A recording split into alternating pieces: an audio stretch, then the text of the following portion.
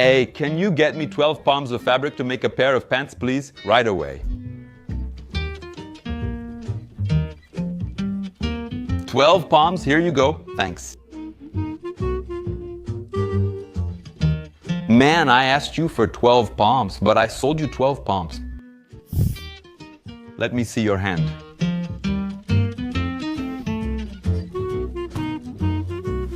Today, I'll share the story of the meter. Why was it invented and what does it mean? If we use rulers to measure everything today, who measured the first ruler? There is a mother of all rulers. To show how we got here, I have to go back a few centuries. Throughout history, we've always needed to measure things, whether the size of clothing or the proportions of a building. One of the earliest solutions was to use parts of the human body for measurement. So, about 3,000 years before Christ, like 5,000 years ago back in ancient Egypt, they used the distance between the elbow and the tip of the finger to measure things. This distance here was equivalent to a cubit, and of course they didn't use my arm as a reference. Back then, the standard measurement was called the royal cubit, and it was about half a meter. However, this measurement wasn't taken from a specific pharaoh's body, but it did have the royal seal. Actually, they took a granite ruler and used it as the base, as the mother of all other rulers. Today, for example, we know that the Great Pyramid of Giza, which was built with more than 2 million blocks, has an almost perfectly square base. This pyramid in my hand is the Pyramid of Khafre, the neighboring pyramid, and part of the same architectural complex. Same idea, but at the Great Pyramid. The sides are 440 cubits, or about 220 meters, with only a few centimeters difference between them. So that's proof that the cubit, because they wanted to use it at the time, worked very well. So it's logical that the Egyptian cubit started to influence other peoples who also measured the distance from the elbow to the tip of the fingers, but it resulted in different measurements. In ancient Greece, for example, it was equivalent to 24 fingers. In Rome, that was 1.5 Roman feet. From then on in history, people started using all kinds of body parts as units of measurement. In England, for example, they had the yard. They say that King Henry I measured the distance from the tip of his nose to his thumb with his arm stretched out. Was his hand open or closed, and was his nose facing forward or sideways? Here, even in the times of colonial Brazil, we had the palm. The distance from the tip of the thumb to the pinky is 1 measure, while a fathom is from fingertip to fingertip with arms open. Things are getting complicated. Let's test these measurements. 47.4. And the other one? 46.9. The same person already has a measurement difference between their limbs. I'll use the larger body. All right. It's from 22 to 24. Always consider the higher number.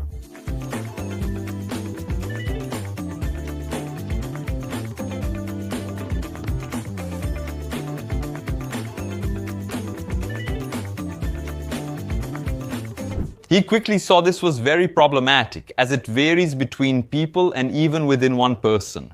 There is no conversion between these numbers. For example, a yard is not half a fathom. The foot and the span are almost the same thing, but they're not exactly the same. The foot, for example, could have 10 toes, but it doesn't have 10 toes. It has a little more than 10 toes. Anyway, nothing has anything to do with anything, but there's something much worse than that. I measured here, look, in centimeters. Centimeters are a meter divided by 100. But back when these measurements were used, the meter didn't even exist. Where did the meter come from to bring order to all this mess? The concept of the meter began in France about 400 years ago.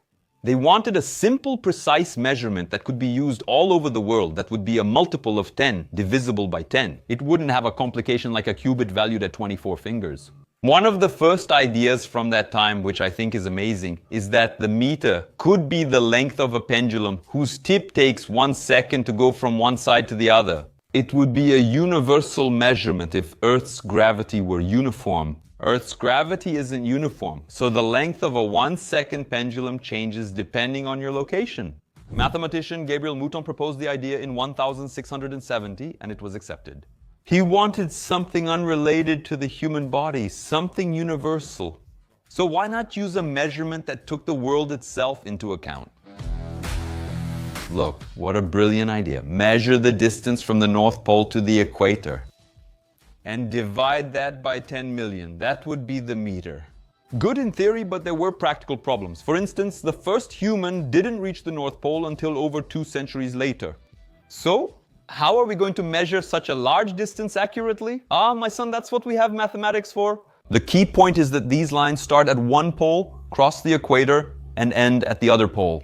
They're called meridians. Today, the most famous is the Greenwich Meridian, which passes just over London in England. What they needed to measure then was the distance of half a meridian. The cool thing is, to figure this out, you don't actually need to travel that entire distance. Imagine that I cut planet Earth in half, and here we're seeing the North Pole, and here is the equator. The distance we need to measure is this one right here. If we take a protractor and put it here, you'll see that this angle is 90 degrees. So instead of measuring this whole line, I could take a piece of it here, for example, that would be, I don't know, about 10 degrees. And just measure that. If I multiply it by 9, I know it would be 90 degrees. It would give the total distance. That's exactly what they did. Since it was the French who were in charge of everything, they took the Paris Meridian, which is the line that goes from the North Pole, passes over Paris, and goes all the way to the equator. And they found 2 cities that were more or less right under the Paris Meridian, which are Dunkirk in France and Barcelona in Spain. The difference between these 2 cities, if we look at that cut land I showed, is exactly 10 degrees. I mean, nothing at all. It's here because there's no difference. But fine, it's 10 degrees on the Paris Meridian. So now the mission became much simpler, to measure the exact distance between Barcelona and Dunkirk. Simpler is a pretty sneaky way to put it, right? Because it's really tough.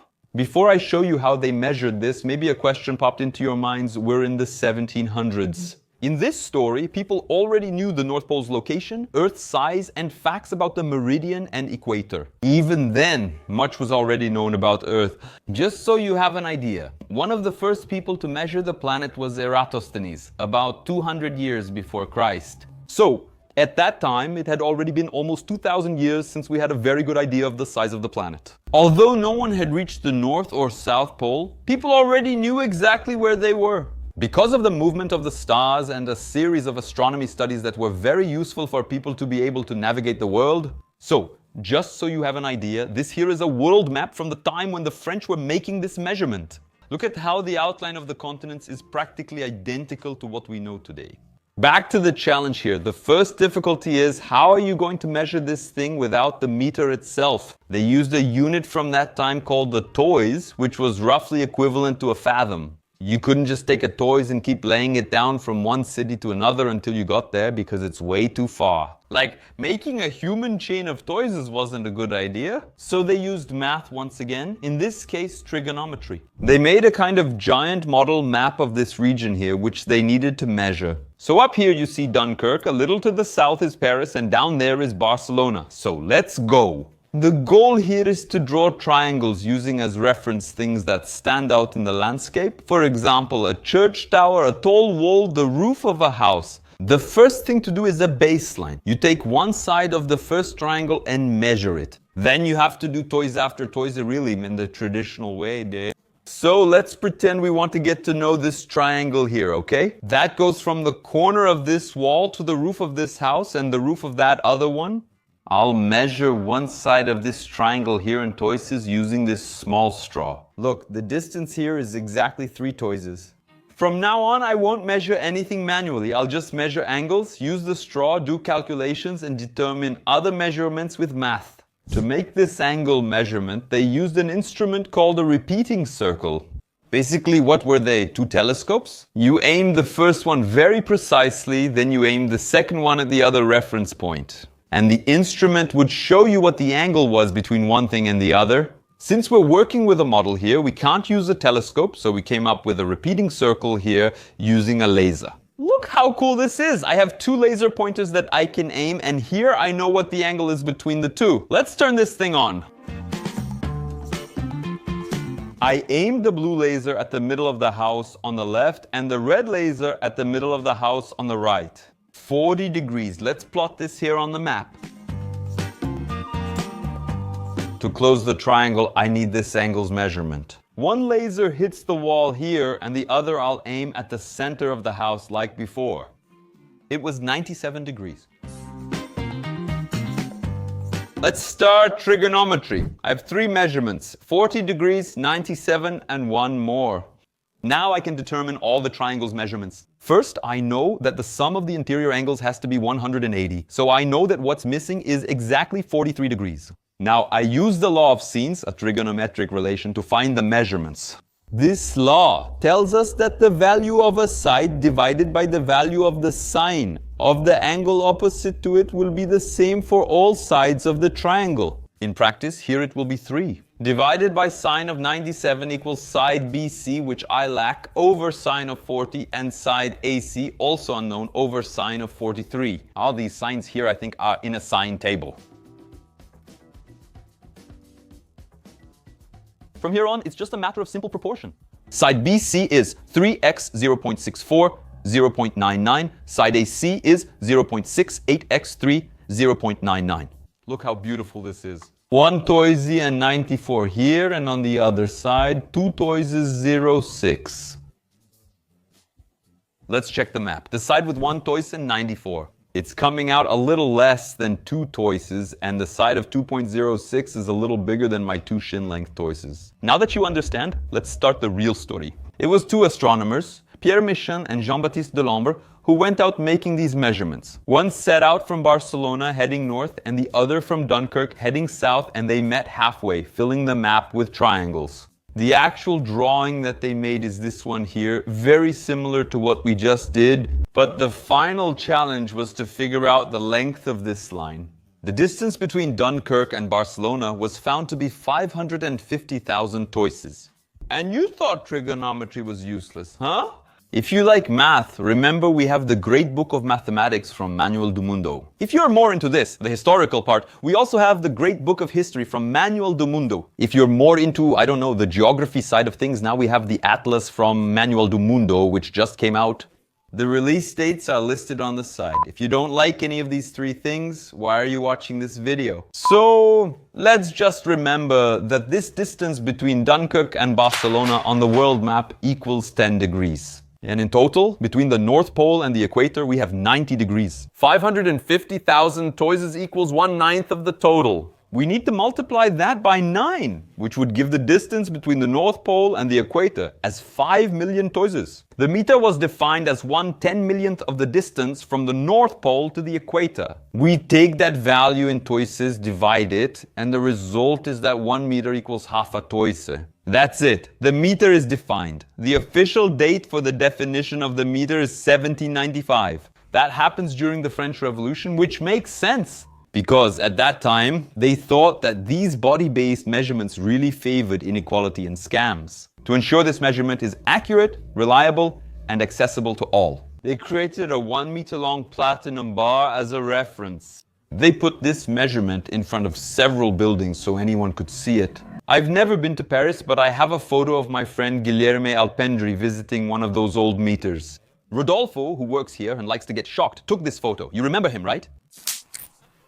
The original meter is still marked on Paris walls today. In the 19th century, they improved this ruler, made it with platinum and iridium, and kept it at the International Bureau of Weights and Measures.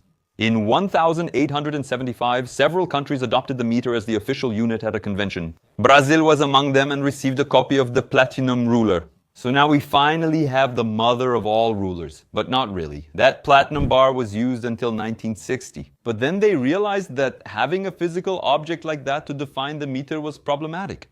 A metal bar expands and contracts as the temperature changes, and it can change size over time. It's not precise, so the scientists decided to use the krypton atom as a reference. The meter would then be 1.5 million times the wavelength of the radiation emitted by krypton. If you thought it was complicated, I did too. How was anyone supposed to measure this thing here? Anyways, in fact, they came up with another definition sometime later. In 1983, they came up with the definition of the meter that we use to this day. This is the distance light travels in a vacuum in a tiny fraction of time equal to the speed of light. This, 299,792,458 meters per second. We can round this up to 300 million to make it easier. So, in 1 second, light travels 300 million meters. So, to define the meter, we need to know how long it would take light to travel 1 meter. Mathematically, it's simple. We put the 1 up here, it's 1 divided by 300 million, which in practice will give 3.33 billionths of a second. Finally then, here we have exactly what the meter is today. But if you want to be more precise, you can use the 1 on top of this number here. But what's cool about all this is that this meter here is the same as the one defined in 1795. Only now we have a much safer and much more precise way, which works anywhere, at any temperature, and at any point in the universe. It's good to remember here that all measurements ending in meter, like centimeter, millimeter, kilometer, are somehow connected to the meter. Kilo means 1,000, so a kilometer is 1,000 meters. A centimeter is 1/100th of a meter, and a millimeter is 1,000th of a meter. But what I found most amazing when I discovered it is that the kilo and the liter are also connected to the meter. This box is 10 by 10 by 10 centimeters. Do you know its volume? It's 1 liter. If it were entirely water, do you know its weight? Exactly 1 kilo. So the meter, the kilo, and the liter are measurements that are connected. One was based on the other, and the meter is the father of them all. So now, when you pick up a ruler to measure a distance, you'll remember 2 things. The first is that more than 200 years ago, 2 mathematicians managed to measure the distance between the North Pole and the equator, even though no human had ever reached the North Pole. And the second is that you learned all this on Manual do Mundo. Don't forget to give us a thumbs up or subscribe to the channel if you haven't subscribed yet, alright? If you enjoyed hearing this story, not long ago we went to a ruler factory to see how they're made. They have a mother ruler to measure all other rulers. Worth checking out.